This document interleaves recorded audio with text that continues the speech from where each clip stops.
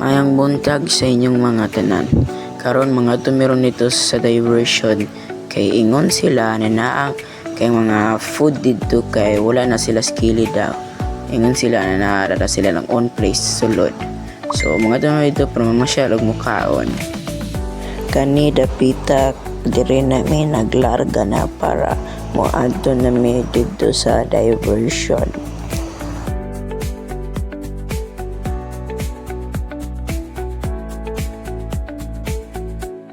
Tapos dire dapita hapit na maabot, makitaan na siya sa kilid.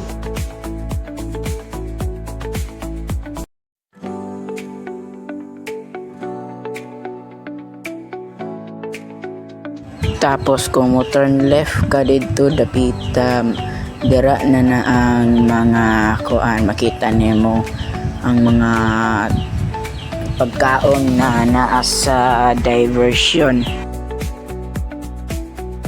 Tapos pag abot na namo dito sa mga tindahan, daghan man kaayo, maglibog may kung unsa mong pilion so gasuroy pa me o tapos kay libog pa man may ga kuan pagyapon may ga libot-libot tapos ga thinking asan magpili ani mga on ba kay matan may gabi under kay tanang langit jud o kanang hapit na magabi na jud. Kay gigutoman may namalit na mig mga snack dira ang kasi niya siya gahorotanan sa snack niya igigutoman siya. Tapos pagkahuman sa snack nakahanap na may presto.